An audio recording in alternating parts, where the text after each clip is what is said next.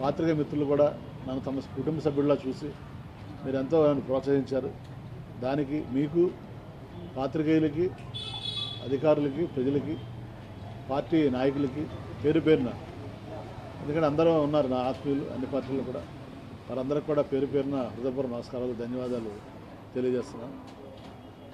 అయితే మనం కొద్ది కాలంగా చూస్తుంది, నేను ప్రజాసేవ చేద్దామని రాజకీయాల్లోకి వచ్చాను. తప్పనిచ్చి రాజకీయాల ద్వారా ఇది లబ్ధి పొందుదామని అయితే రాలేదు.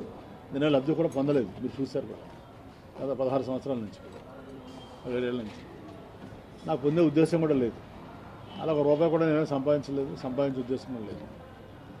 సో ప్రజాసేవ చేద్దామని వచ్చాము.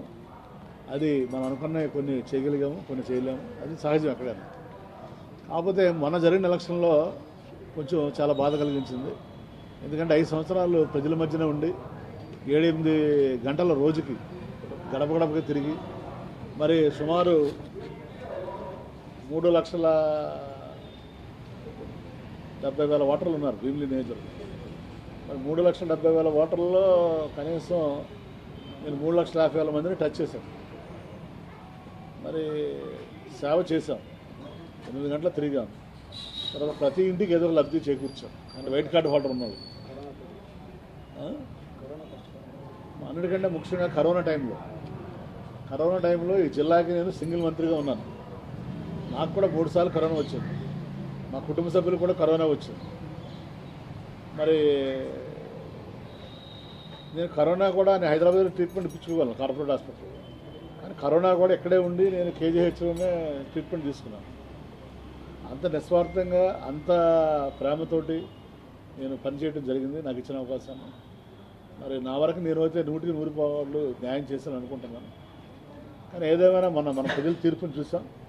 మన ప్రజా తీర్పుని మనం గౌరవించాల్సిన బాధ్యత అందరి మీద ఉంది. సో నేనైతే ఎవరిని బ్లేమ్ చేయట్లేదు. కాబట్టి నేను ఇంతవరకే రాలేదు ఎలక్షన్స్ అయిన తర్వాత. నేను కూడా అబ్జర్వ్ చేస్తున్నాను, మీ టీవీ ఛానల్స్ కానీ, పేపర్లు కానీ, మేధావులు కానీ, అసలు ఎవరైనా సరే ఈ ప్రజా తీర్పు సరే ఎలక్షన్లో ఒకసారి ఒక పార్టీ ఓడిపోతే ఒక పార్టీ గెలుస్తుంది. దీనికి కారణాలు ఏంటి అని విశ్లేషణ చేస్తారా అని. కొంతమంది ఏమో ఈవీఎంలు అంటారు, కొంతమంది ఏమో ఏదో రకరకాలుగా మీ ఎనాలిసిస్ మీరు చేసుకుంటూ వచ్చారు. సో ఇదేంటంటే ఒక కేస్ స్టడీ. మీరు కూడా అసలు ప్రజలు ఎందుకు తిరస్కరించారు అనేది కూడా మీరు ఒకసారి కేస్ స్టడీ చేయాలి.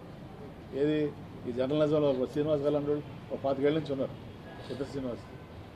మరి ఇక్కడ రాజధాని పెడతా ఉన్నా, అన్ని పథకాలు ఇచ్చినా, మరి ఎలాంటి అవినీతి లేకుండా పరిపాలించినా మరి ఎందుకు ప్రజలు ఇచ్చేసారనేది తప్పనిసరిగా మరి నా వరకు అయితే నాకేమీ అర్థం కాలేదు ఎందుకు అలా జరిగింది అనేది. మరి నేను అనుకుంటాం ఇక్కడ స్థానికంగా ఉన్నటువంటి అభ్యర్థులను చూసి వాళ్ళు ఓట్లేదు ప్రజలు, ఆయన ఉన్న వాళ్ళని చూసి వాళ్ళు నిర్ణయం తీసుకుని ఉండొచ్చు అని నేను భావిస్తున్నాను. మా వరకే నేను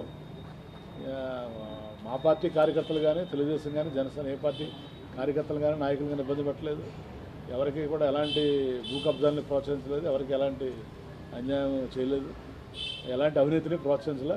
మీ అందరూ కూడా చూశారు 5 సంవత్సరాలు నేను ఎలా పరిపాలించాను, యాజ్ ఎమ్మెల్యేగా, యాజ్ మంత్రి కూడా.